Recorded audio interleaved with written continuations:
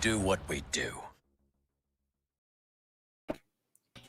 Good evening. Welcome to another episode of the Bad Batch Companion Series presented to you by the Showboys.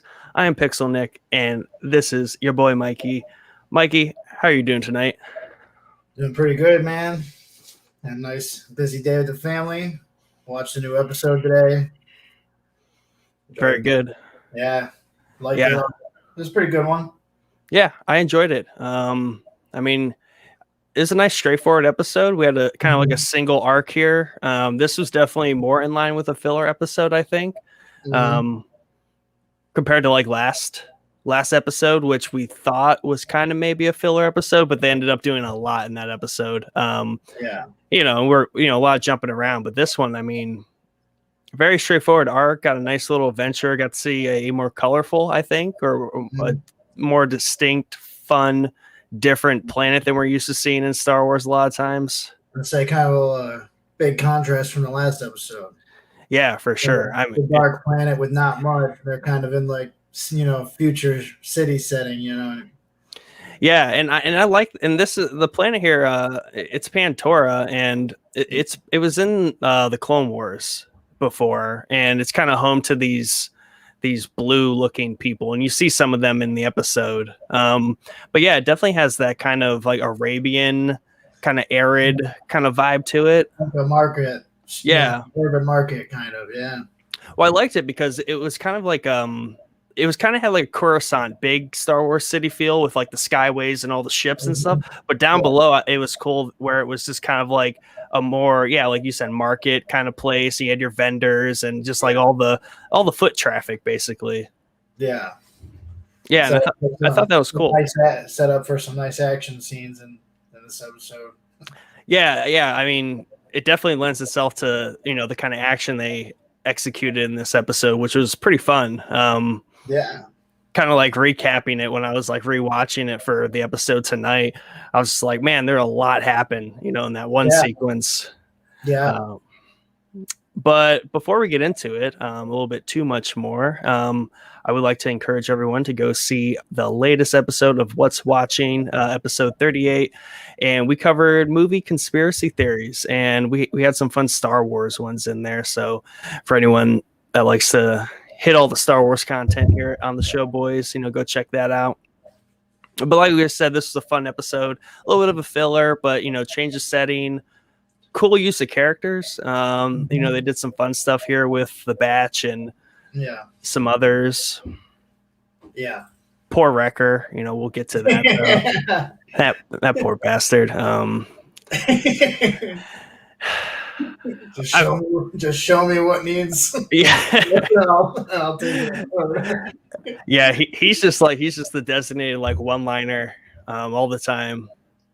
Yeah. Yeah, like you get a little bit of like a throwback original Star Wars with not 100% completely with Echo's part. Right. I enjoy that part of it. Yeah. No, I enjoy Wrecker all the time. Yeah. I don't know. He's not having the best of luck lately, though. Like, he's definitely getting the short end of the jokes all the time. Like, that's just kind of where he's sitting. But yeah, so I mean, we start off, we're on the Havoc Marauder. They're in space, a lot of Star Wars episodes start like this, and the Batch are looking for an uninhabited planet to kind of hide out on. Omega thinks this is lame. She just kind of wants to explore and see this galaxy she's never seen before. And Hunter just kind of wants to lay low and play it safe. And, we get the classic, Tech. He's got the bad news. They need fuel, they need food, they need supplies, and kind of alludes to like, they're used to the Republic giving this all to them. They were part of the army, and they just kind of checked in, resupplied, and they were on their way. But now they kind of got to worry about more run of the day things with this one. And the Echo comes in with even bigger bad news. And that's that the ship's signature is on a wanted list, of course, because they've been making quite the name for themselves as they're out and about in the galaxy under the Empire, definitely drawing some attention. But Tech has the answer. He's going to basically switch the transponder, or I forget what they called it. the ship's signature, basically. So, but they have to land to do this. So basically, they need supplies. They need to scramble the signature so they're not ID'd every time they come across a different system or anything like that. So they identified this planet called Pantora that is going to be the closest planet where they can kind of get all this knocked out in one step. Yeah, so we kind of take off to Pantora and we land in kind of this, I would call it a trope. It's definitely a Star Wars trope where we land in a hangar and we've got some kind of hangar attendant or we're that shows up and just kind of watching over the hangar. And this one's kind of like that, kind of like a sleazy car salesman kind of guy. Yeah, maybe a junkyard or something. Like, yeah, like almost, I don't know, that pig face or almost like, but yeah, definitely kind of gives you a sleazy vibe. Yeah, because I mean, I believe he's a Sulston. I think that's what he looks like to me. Yeah. But yeah, he kind of rolls up and he's like, yeah, I mean, just got to check in your ship. And then Wrecker kind of does the, but you don't. And, he's like, yeah, I don't have to. I could skip that. And Wrecker's like, cool. But he's like, no. Like, need some financial persuasion. But Tech's able to easily pay him off with a handful of credits. So obviously, I think, as we see later in the episode, they're still accepting the Old Republic credits here. That doesn't seem to be an issue because I was like, they're just kind of, they got credits still. They're usable. They don't have, I guess they do have chain codes technically. Yeah, that's what I wasn't sure either. I was like, so I don't know if they were going by the new one or the old credits. Yeah, still we're with that old money, not that new money. But yeah, so then kind of like off scene or kind of fade away to the next part of the scene here, and the Sulston, this I don't know, hangar attendant. I suppose he owns the hangar because as we see in the Mandalorian, how they kind of set this up is these hangar people. It seems like they own a hangar in the city, and like that's just kind of like their business. And that's kind of how they make their money. But he comes off to a person aboard another ship, and he identifies himself as Rasper 6. I want to say this is kind of like a code name. I don't know if his species like names themselves this way, but I would say this is a code name, the way he kind of says it. But he calls basically what looks to be a bounty hunter, and if anyone has seen season 2 of The Mandalorian, this is actually Fennec Shan, who is in season 2 and is kind of like a big part of that season, especially the second half of it. And she's a really cool character, and she continues to be a cool character in this, even though the part she plays in the story. But basically, he calms her, saying that he's heard that she's looking for this Omnicron class shuttle, and he might know where to find one. And she's definitely interested, and she kind of whips open a hologram of Omega. So, I mean, very quickly, piece all the parts together here. She's a bounty hunter, and she appears to be looking for Omega. Who, what, where, and why that has issued this bounty, that is unknown. You have any thoughts? Like, I mean, who might have issued this bounty? I mean, I'm not sure, because it's like, what, the Kaminoans? Like, who did this? See, and that's what I was going to ask you, because I even asked you before we went live. When you told me she's from The Mandalorian season 2, I was like, well, I haven't seen that. But she's very mysterious, and that's what I was, because going to ask you who you thought, because I have no idea, honestly. I mean, I was hoping to get some kind of answer by the end, but I figured they wouldn't give us a tease of, who she's working for. Yeah, and, and there's nothing really, I would say, outside of the show it could be. Yeah. So, I mean, really, we're working with the same amount of information here. So we got to assume, like we said, like Tarkin doesn't know about Omega. Right. So someone else besides what I always want to call them, what are they called? The Kaminoans. Kaminoans. Yeah. So who would they have known? Like, who would they have maybe been? Because they probably had another potential buyer or client, right?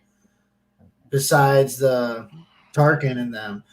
So there has to, who else would know and potentially have an investment or interest in Omega? Right. And right, and so like the Kaminoans are the really only ones that know about Omega, except Yeah. Crosshair, right?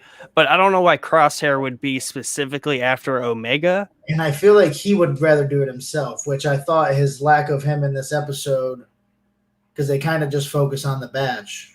Right. So they didn't really go back and forth like last episode or anything. Right. So we didn't get any additional information. Yeah. So say like in Mandalorian, which side is she working for? No, I don't worry about any spoilers or anything for me, but No, I mean in the Mandalorian, she's essentially a good bounty hunter. She's kind of on the right side of things in that story, and I did like that about her character throughout this episode. She, even though she's after Omega, she still shows very quality, good kind of person traits, right? And so there's a good chance that even though they don't know it, maybe her and the Bad Batch have the same best interests in mind with Omega. That is true. That is true. So maybe, like, you know what I mean? Because, like you said, she could have just hurt Omega or took off with her pretty easily. Not to jump ahead, but like, right. I mean, so that's what I was wondering too. And I know, like, we see her and Hunter get into it, but I thought that, you know, like, she wasn't really trying to hurt Omega, like you said.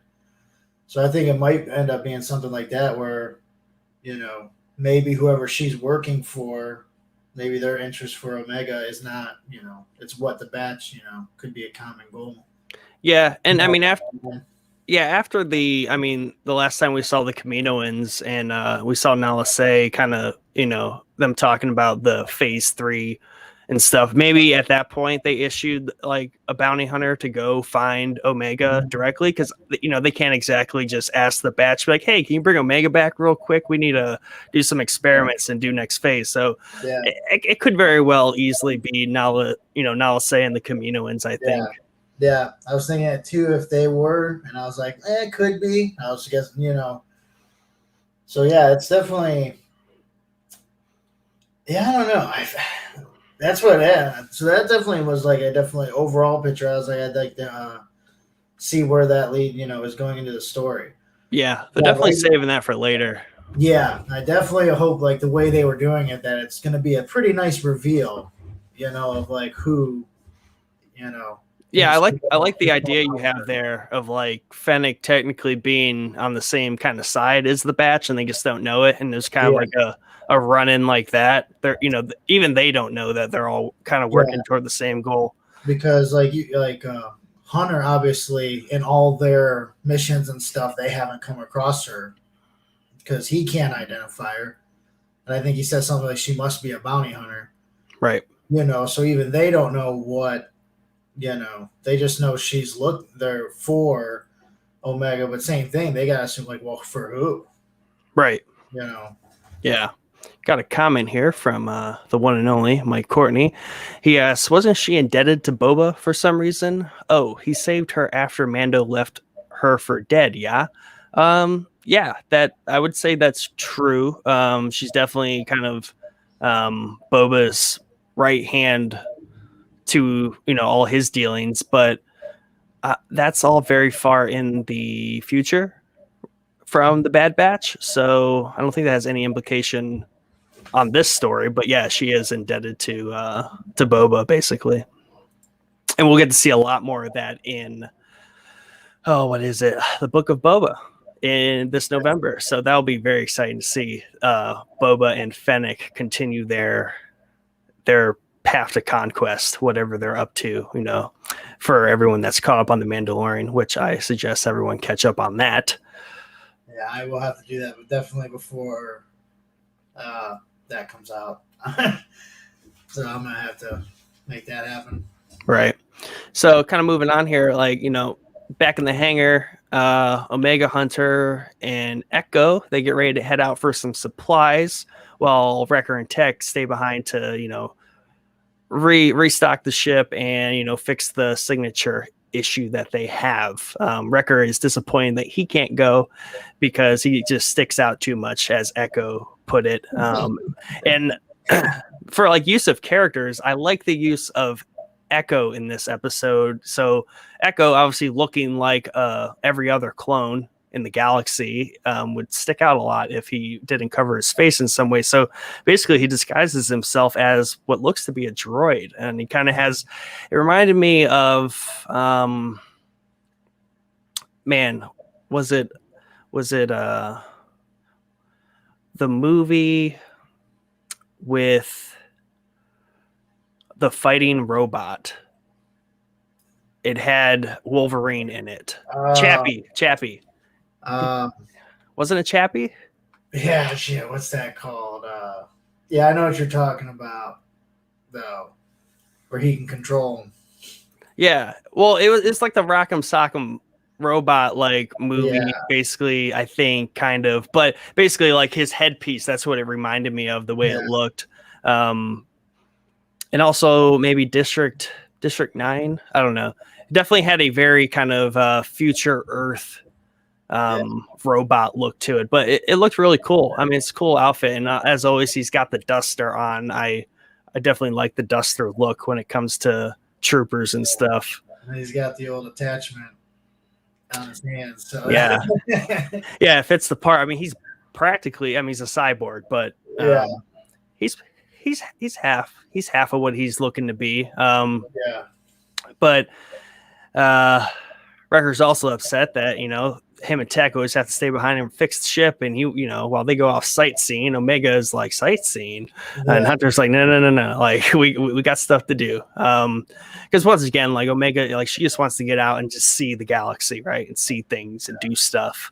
Meanwhile, Hunter's like all mission all the time. So they go into the city, and once again, like we said earlier, like very cool city. It's like half Coruscant, half market, like rural area, or like a rural settlement kind of thing. So it's got colorful signs, but then kind of like that street level action, vendors and stuff. And we get another from semi-familiar. We have a retake on a previous scene, that we saw in Seleucami. So here we have a parade, right, for the end of the war, as Hunter puts it, and everyone's celebrating in the streets, basically. And we got kind of like a troop of clone troopers going by. So, very in contrast to what we saw in Seleucami, we have people celebrating the Empire, setting up camp, basically. And then we have another hologram of Rampart giving his spiel about, come get your chain codes, get your credits, all that kind of stuff. But I like how they show the contrast here, basically, where we have a group of citizens or a place in the galaxy that is embracing, right, the new Empire. And I think that's good to show because, as we've seen in other Star Wars things, the Empire isn't all that bad all the time. Really kind of depends. And I kind of see this as, maybe where Seleucami is more of kind of like a rural area that would have a little bit more of an uproar of like a new regime coming in and just instilling order on their lives. Whereas like this is an urban area. They're used to this kind of thing. They just, they're just happy the war's over. And I feel like that's a decent reflection of real life. So Hunter, right, they kind of break away from that because he's like, we got to get in and out of here real quick.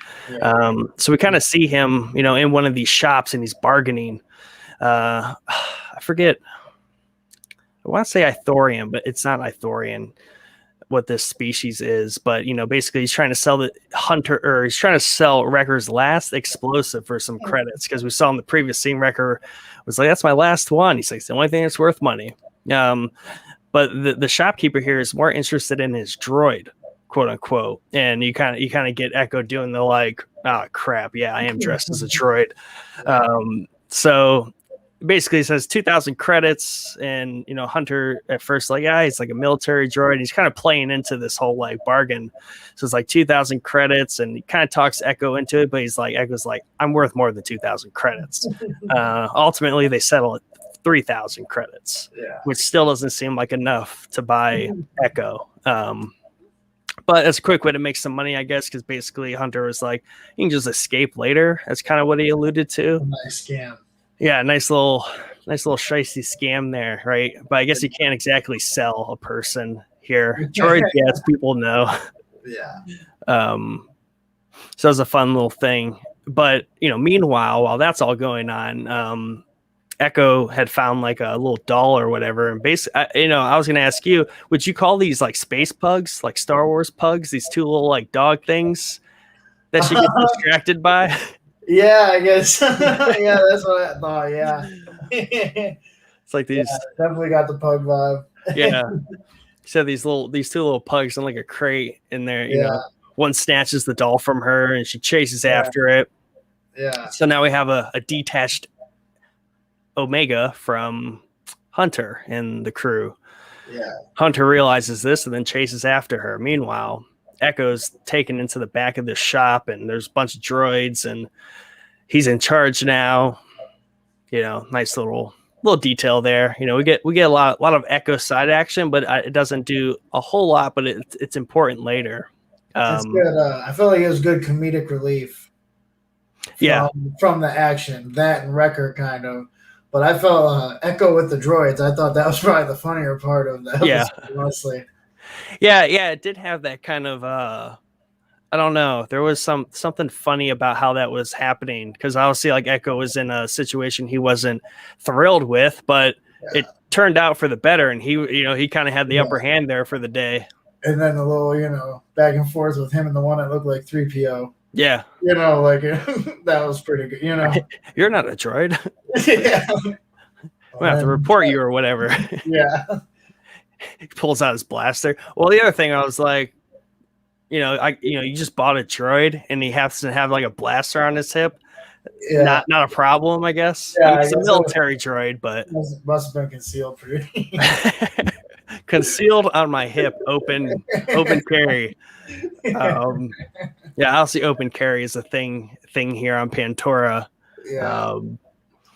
But yeah, anyway, so yeah, Omega takes off. Hunter realizes this and chases after her, or in the direction he thinks she went. Luckily, he did go in the right direction. That always works out. And that is one thing they do a decent enough job in this episode, kind of explaining how they track everything, but also they're in a city that they shouldn't know too much about, and they just seemingly happen to always be in the right place.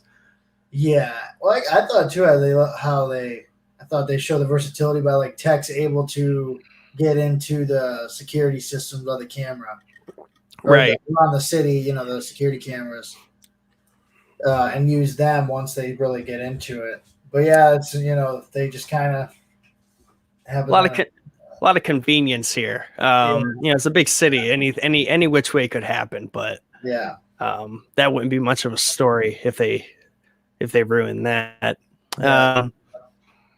So back in the hangar, Tech and Wrecker, they find the signature key, and this was a little bit that they did where had Tech explaining technically how what they need to do, and Wrecker's just like, rah, rah, rah. He's like, just tell me what I need to pull apart. I thought that was super funny. We've been there, haven't we? Yeah. Just tell me what I need to do. So he just yanks out a giant part. But yeah, the finds things for key, and seems to be a pretty quick fix. It's just buried in the back of the ship.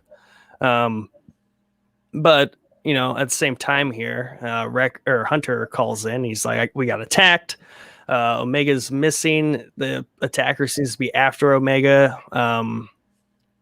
Because he got. Oh wow! Wait, I'm all kind of mixed around. A whole lot happened before that.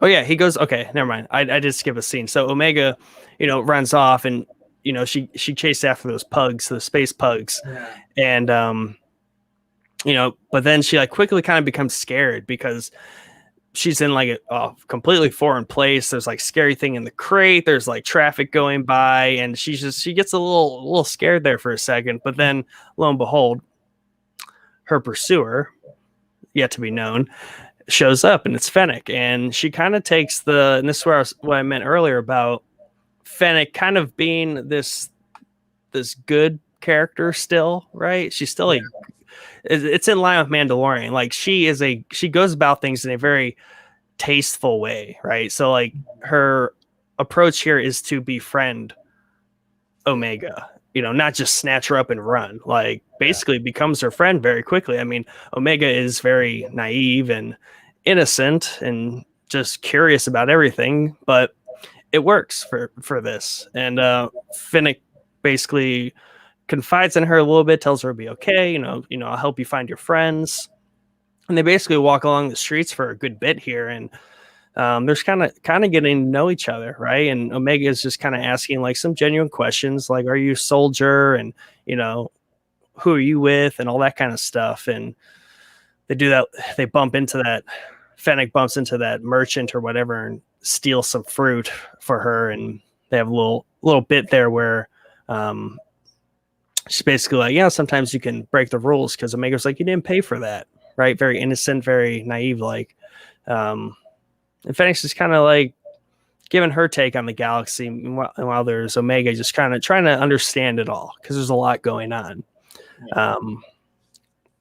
But now, getting more to it, Hunter shows up, and very quickly is like, "Omega, step away from her." And we kind of engage in this kind of standoff, circling, right? And then Omega kind of becomes aware of that because things are feeling a little tense. Fennec puts her helmet on and then basically proceeds to just like blast at Hunter, and like Hunter like dives behind some crates, and then Fennec grabs Omega at this time, but she's able to like pull her arm down so she isn't blasting. She's able to get away from Fennec, and Hunter's telling her to run. And then Fennec and Hunter have a quick little melee here. Decent little bit of melee here to kind of start things off. And Hunter like overpowers her by kind of like twisting her wrist, but then gets the headbutt, and he kind of like gets knocked down and stuff. So Omega takes off running. Fennec goes after her. This is when Hunter radios in. Now this makes sense. That's how I got sidetracked. So simultaneously, they find the key, fix it. And Hunter dials in, is like, "We were attacked. Someone's after Omega." And, Wrecker, he's excited. He loves action. He's like, "I'm going." Like, he wasn't going to let anything happen to Omega. I think he was both like very worried about Omega, that she was in danger, but he also just likes a good action sequence. Yeah. He's ready to smash. Yeah, he's a Hulk. He's definitely a Hulk smash kind of character. Yeah.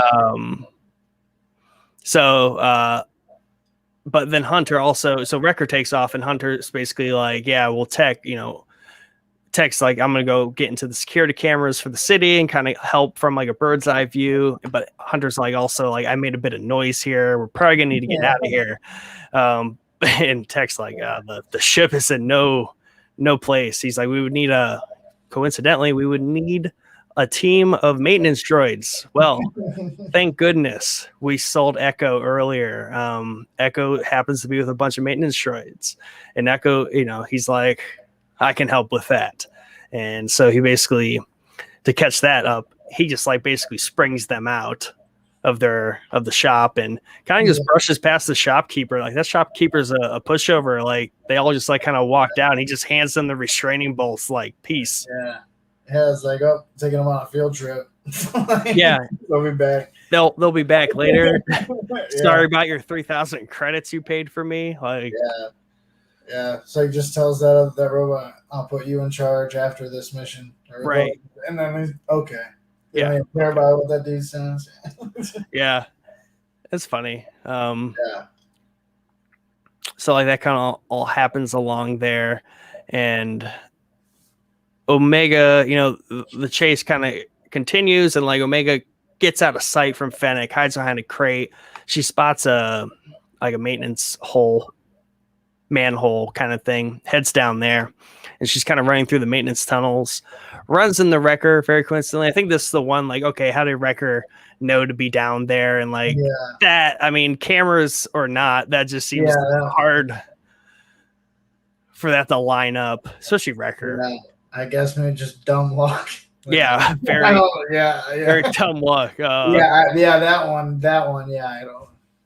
I'd have to go back and well, you said you watched it twice, so yeah. I mean, there's just not a lot of indication. I mean, Tech must be really good at things, but so I mean, it was cool because Wrecker kind of had that, I don't know, like kind of like Big Brother moment there where he was just genuinely like, we're worried about you. Fennec pops around the corner and Omega sees her and then like tells Wrecker turns around and is like, I'll take care of her.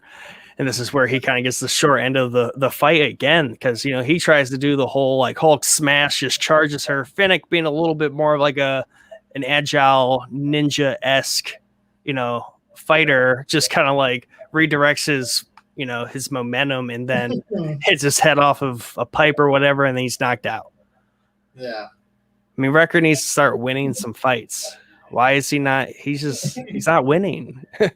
We like Wrecker, but he's just getting like the short, like joke end of the action all the time. Yeah, he's got a little more than power, maybe some agility, some speed. Yeah, and I mean, I guess I've justified that as like, you know, they do him a lot of justice in like actual combat, like war situations, because he just destroys stuff and it works. Yeah, I guess like they're just highlighting that in these more docile situations, he's not the best fix for things, because Hulk smash doesn't work in like tight confined spaces like that, I guess. Yeah, and unfortunately for him, big guy falling down is funny, so it doesn't seem to get old. No, we still talk about a school bus from how long ago? Yeah. Oh man, big guy fall never gets old. No. But while that's happening, Omega's like climbing up this ladder, and it turns out like she's going up a maintenance tower. So, you know, they go from like below street level to very far above street level. I'd like to know more about these maintenance towers and their purpose, but it pops her out like above the skyway, like really high in the sky.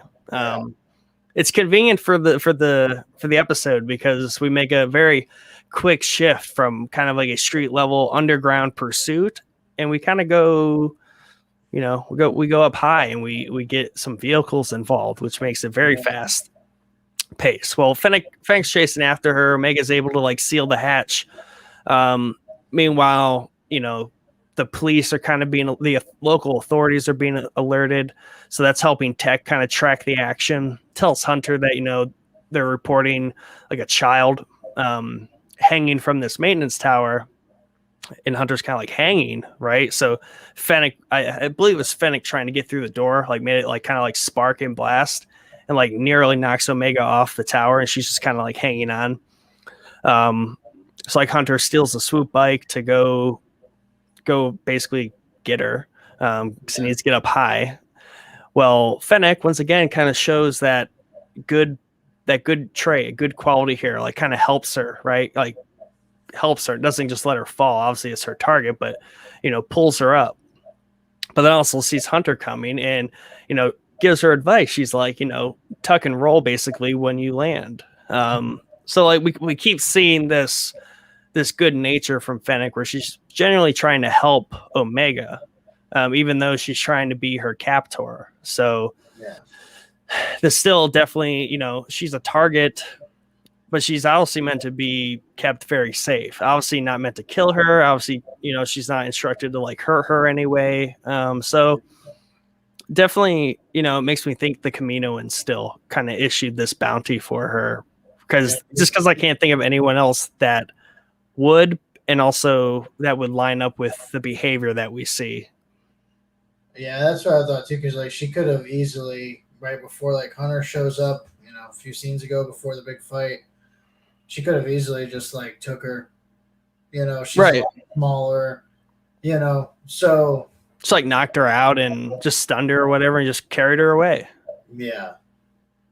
Definitely, yeah, she's gone some extra lengths here to get on Omega's good side. Yeah, she didn't care. He just dropped her into like what, like it would look like a dump truck full of like flour sacks or something like that. Yeah, yeah. The most convenient thing she could, like, yeah.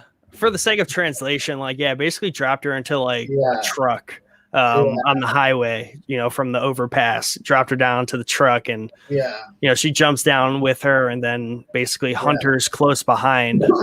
Like, doesn't really have regard for other people's lives, right? Right. He doesn't care if even Hunter dies in this exchange, but at least making sure, that Omega's taken care of.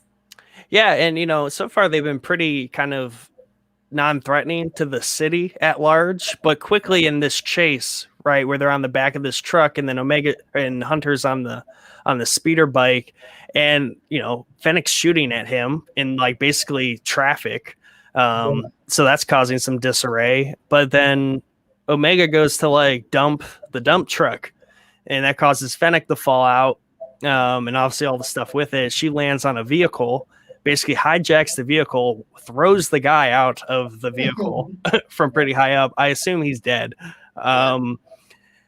And Hunter comes flying up behind her, hits her engine. She like kind of, loses some stability there. He's able to scoop up Omega, and then does like a fast one where he like falls back behind her and like basically takes out her vehicle, or throws that bomb. That's right. He threw the last explosive. Yeah. Good thing he didn't sell it. See, it's so convenient. Yeah. So, I mean, basically that Fennec just dives right out of the car, and the car just explodes into a building. So all of a sudden, very quickly, the police are involved. They are like chasing. She shot down a police on like one of his speeder bikes, and I don't know, very quickly it got very violent, right? From this like very kind of peaceful, kind of well-kept chase pursuit, and all of a sudden it became very explosive in the sky lane there. So definitely, yeah, like you said, not afraid to hurt other people or, cause some collateral damage here. But Omega's in very good hands, whether it's with the Batch or with Fennec, it would seem. I think at the very least, like this episode 2, it at least added to the mystery of what is Omega, right? And at least it feels like another party's been brought in. Right. But have they? We don't know. Right. Yeah. I mean, very easily there could be like some other party that is aware of Omega and now knows Omega is not on Camino anymore. Yeah. So like she's now ripe for the taking because she's basically at large. Yeah. So if it's not the Caminoans, it could be a mysterious third party or fourth party, whatever that makes it. You think it could be of whoever, like a party that would know who she's a clone of, right? Because we have to figure out who she's a clone of still.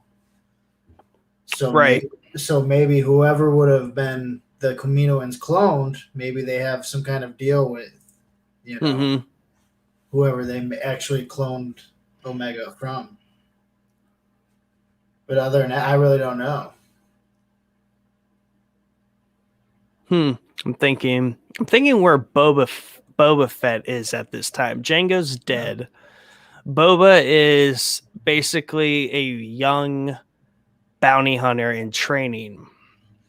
Because like they said, the DNA is drying up. Right. So I definitely feel like, Omega would be the first prototype of whoever the next, the DNA they were going to try to switch to. No, yeah. I mean, this has me thinking, though, like, essentially the next best thing to Jango's DNA is Boba's DNA. Because Boba is a exact copy of Jango, no alterations, no adjustments to the the sequencing. So basically, if they wanted to just say, hey, we just need a fresh copy of Jango, Boba is the exact next best thing. So I don't think Fennec first showed up. This is the only time Fennec has showed up outside the Mandalorian. So I don't think we know at all if Boba is aware of Fennec. But this could easily be like something they're putting together. So maybe Fennec and Boba are working together here. I'm not sure. I'll think more on that. But Boba is at least a teenager at this point, and he is a pretty decent bounty hunter. So it wouldn't be out of the question that he knows Fennec. But why Boba would be after Omega, I don't know. Because it's like his sister, technically, probably, maybe. I don't know. That gets weird. Yeah, I don't. Huh. Right. And then we still have whatever, what's his name's in the first Jedi, Caleb's or whatever involvement from the first, sequence. Yeah. Will we ever see him again? That's where wherever he shows up, what would their involvement, be? Yeah. But definitely blue water. Uncharted territory we are in. Yeah. Lots of potential information out there, but they could connect it in a number of ways. So to finish out the episode here, they all quickly arrive back at the ship. It's repaired, thanks to Echo and squad, the little mini maintenance squad. Wrecker comes kind of huffing and puffing in. He's kind of got the short end of stick, as I said, and he's just kind of he runs all the way one way. He basically has to run all the way back the other way. But they take off in a hurry. The hangar keeper, the Sulston, he is not happy. He's kind of like scared a little bit because he was not supposed to let them get away. So he kind of seems like he's afraid of the consequences here of letting down the bounty hunter. But, on the ship, then Hunter basically says that, that's a bounty hunter. Mega doesn't know what that is. Echo explains it, and Tech's like, and you were the target. So the batch is kind of set up for kind of like a new part of their mission, right? Keep Omega safe, but Hunter is like, we have to find out who this is and why she was after Omega, because she was clearly the target. And then back on Pantora in the hangar, Fennec kind of approaches Rasper 6, and he's just kind of like in absolute fear because he feels like he's probably about to get shot. But once again, Fennec is the kind of the good guy and just kind of like gives them some a credit, it looks like, and is like, hey, if they come back, you know who to call, right? Call her. So, she definitely seems more about building bridges than burning them, and that's kind of like her character. And I think that's in line with The Mandalorian, which is kind of cool to see. She's this interesting, good bounty hunter, at least with some sort of moral compass or, her own set of rules. Yeah. As I said, definitely seen too, because like you said, they definitely set up the scene like you think she's gonna, fire into the, the darkness or whatever, the little thing, right? Take them out or something. Kind of still like a threatening way, a little bit, kind of, Oh yeah. Let me know, But that's why the way she was just, blasting up when they were doing the chase and stuff. She must maybe think that we're going to return, to Pantera or whatever, Pantera, the band. Pantera, yeah. No, that's what I was like, yeah, it's close. I do it with Panera bread too. One vowel. Panera, Pantora, Pantera. So, see, we got what? I mean, there's a decent amount of episodes to see if they do circle back there for, even a little bit or something, but yeah, so this is episode 4. We have 10 more to go. Yeah. I mean, this was a very straightforward episode. A lot of good action. That chase sequence in the sky lanes was really good. A lot of fast-paced stuff. And the ships, just like in passing, like they're kind of blurred in the background, but the ships look like the ones used in episode 2 on Coruscant in a similar kind of like Skylane space or like chase scene where Obi-Wan and Anakin are chasing down I forget the bounty hunter, but they're basically I think, don't they do like a big drop? Yep. Anakin jumps out of a car and basically lands on the bounty hunters. Zam Wizzle, something like that. Man, that is the scene I was thinking of when like Omega jumps and stuff's and hanging and all that. Yeah, And I that's was like, Hunter legitimately just looks like Stallone riding a chopper in an yeah. 80s movie. Like, Yeah, he's yeah, yeah, Stallone, like you said on like episode 1, Rambo, like he's yeah, definitely like the 80s action hero. yeah. Yeah, like you said, because like they show the bottom for a little bit, but they definitely make it look like he's just riding that big old chopper. Yeah. little air chopper. Yeah, But no, yeah, I mean, it was a good episode, and you know, they definitely simplified it, right? Because the last episode was, you know, not complicated, but they were telling two distinct stories and putting a lot together. This one, you know, we don't necessarily get a ton of new information to kind of help what's been going on. They basically just give us a little bit of new information to make it a little bit more complex.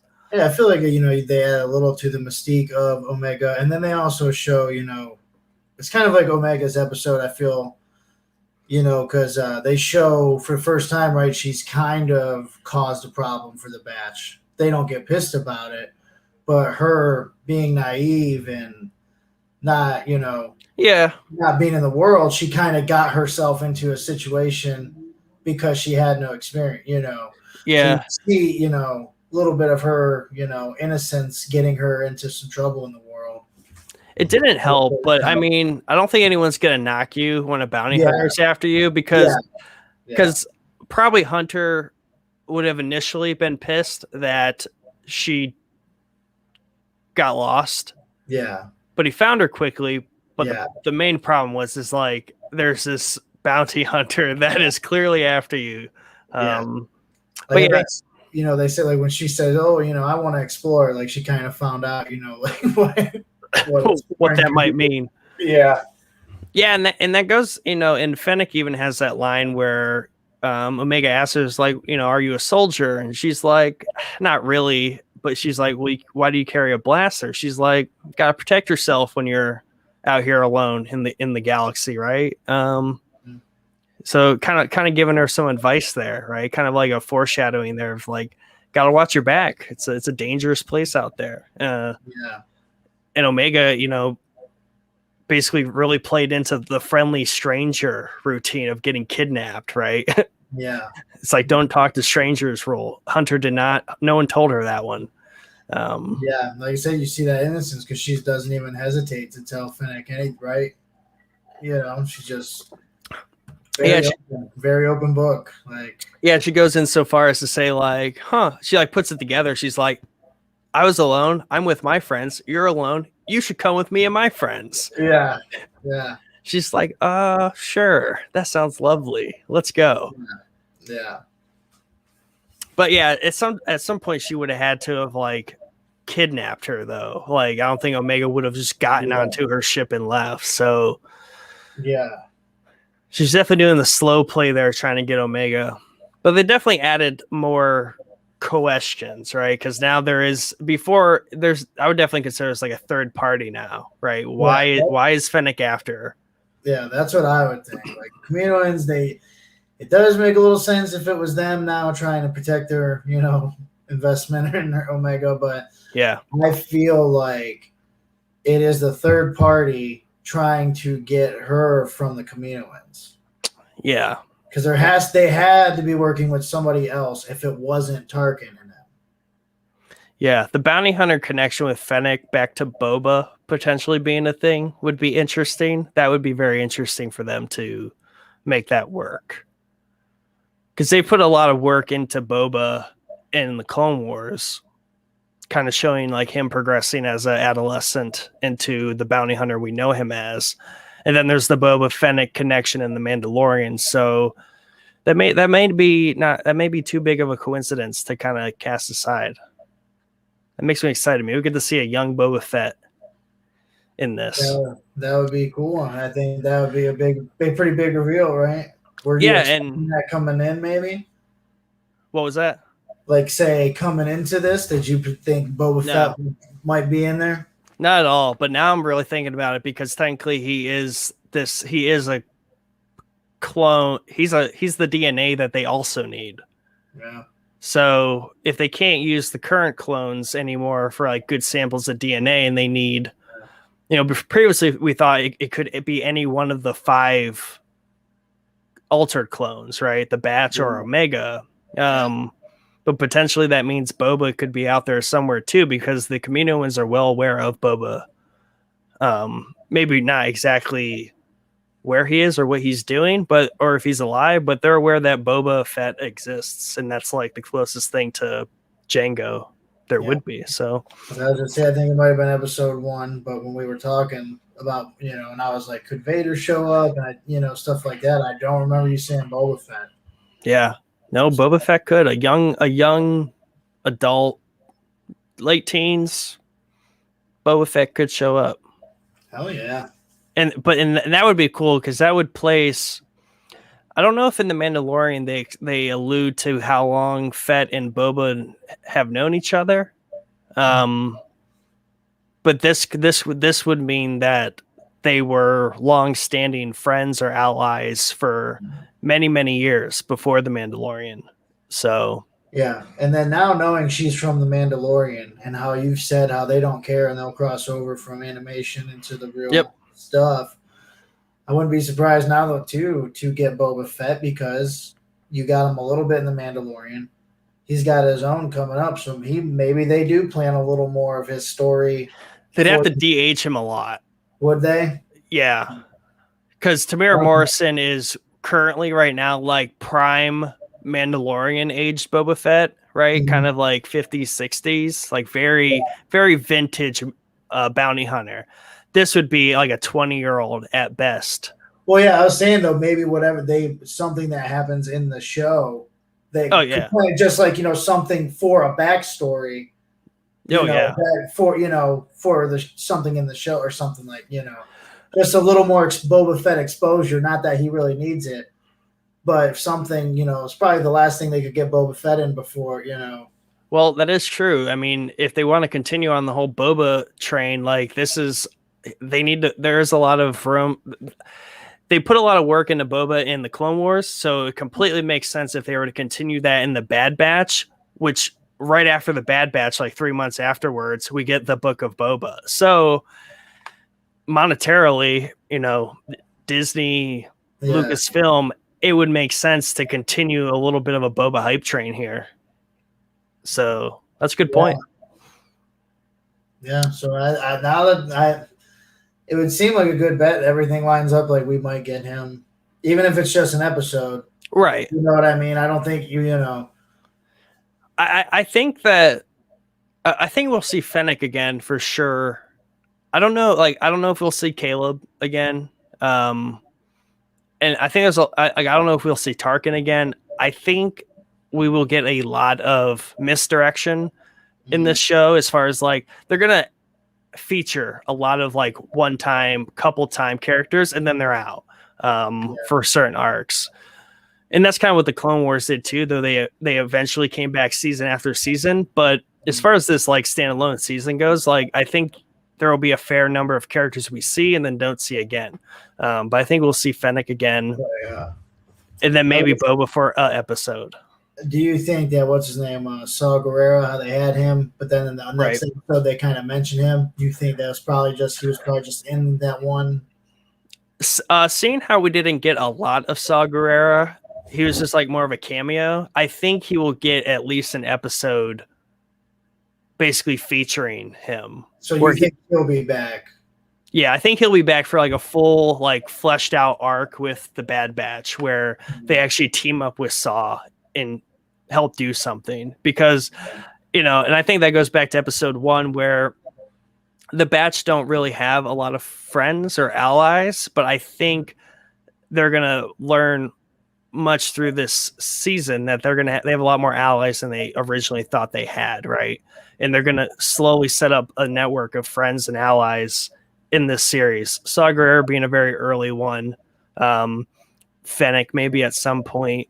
So, I mean, we'll see.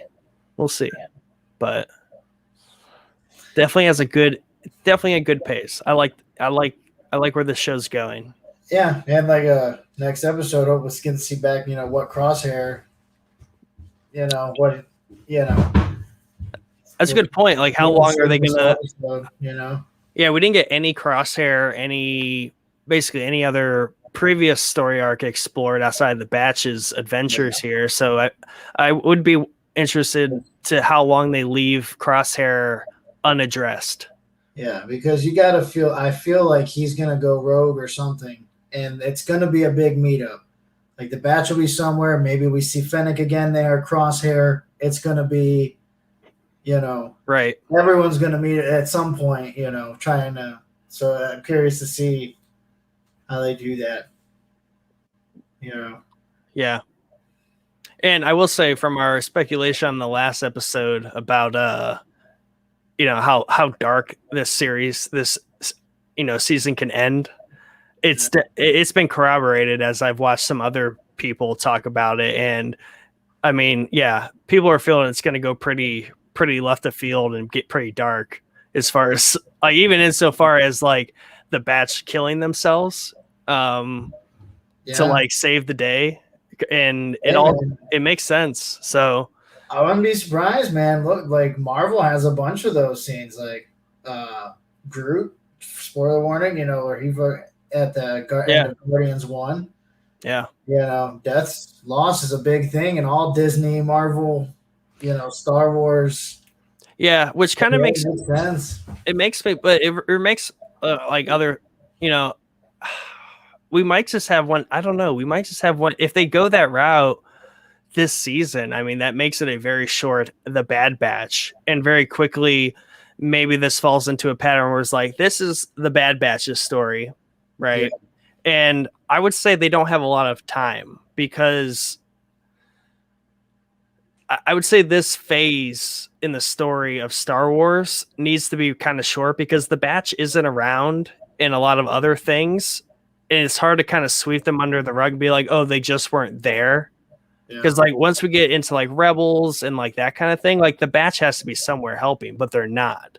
So they're gonna have to Rogue One them, if you will, in some fashion. Well, that's what I was just about to ask. Be like, so you think this is kind of like a Rogue One thing where maybe they're gonna have to tie up a good portion of these characters pretty well. I would say they might do this one season as the Bad Batch, and they might do then another series about Omega or something. And I kind of thought about watching it. I was like, I wonder if I'd rather this be like 8 episodes that are almost an hour. But I feel like kind of like you said, like they have to do quite a, in a little bit. I feel like that's maybe why they broke it down. It's, so into right. 25-minute episodes instead of saying, like a 48-minute episode every week or something like that. I think kind of the slow burn. Because like you said, I think they're going to unveil a lot in a little bit of, time. Yeah, I'm trying to think like previous pacing. I would say the next episode could be another like almost like filler, kind of like they got to meet. There's going to be someone, right? They got to go to another planet. They got to stop quite a bit. Yeah. I think the next episode might be a little bit more filler, but a little bit more just pushing the story forward a little bit. Yeah. But I would say like episode 6, 7, which is like kind of leading up to mid season. I would say mid season is going to have some sort of big confrontation, right? And we might get like a story arc flip. I'd say we got to get them versus Crosshair and the new Batch, right? Right. And there's going to be some where maybe the new Batch gets the better of the Bad Batch. The replacements get the better of them, or something. I think we'll see that at least before. I wonder if, because obviously they never caught Saw Gerrera, and that was the original mission for Crosshair and that group. So they'll probably bring back Saw Gerrera for an episode where Crosshair goes after them again to actually get Saw Gerrera, but the Batch is with Saw Gerrera, and that's going to be our maybe mid-season. Because I mean, you got to think ultimately the best help they're going to get, it seems like, right, would be Saw Gerrera, because they already had the interaction with him. Let him live. You know, and like you said, unless, you know, when he sees, if Crosshair gets to him first and he doesn't realize Crosshair's not with the batch anymore. But I think you're right. I think he'll show up and the batch will seek out, you know, Saw Gerrera would be my guess. Yeah. It's definitely going to be interesting. I'm enjoying the show a lot. Yeah. And the animation just is, especially with this like setting, the animation just shines so well. Yeah, I was gonna say I think it was one of the, if not the opening scene, not too far after. It was just something. I'm like, damn, that looks like when the ship's like flying over the city. One, I like that ship a lot. Two, it just looked really good. I was like, damn, that just looks crisp. It's that ray tracing or something. That like real time lighting and stuff. Oh yeah, they're it's definitely. I mean, they well put together all the way around. I think. You know. Heck yeah! Well, I think that about does it for tonight. Pretty fun episode. Nice, straightforward. Give us a little bit to feed on. Definitely got some fresh thoughts going around in my head as far as where we might be going and what we might see next. Yeah. But yeah, I mean, that's all I have. You have any closing comments for the evening? I'm good. Just ready for next week. Ready for it seems like it's a good time to be a Star Wars fan. So ready for Friday again. Yeah. All right. Yeah. Well, you all have a great night. Thank you for joining us. This has been the Bad Batch Companion Series, episode 4. Please be sure to like, subscribe, comment, and join our Discord for all the fun Showboys entertainment episodes. Catch us on Thursday nights for our What's Watching and once a month What's Playing episodes. Every Sunday night for the Bad Batch Companion Series here.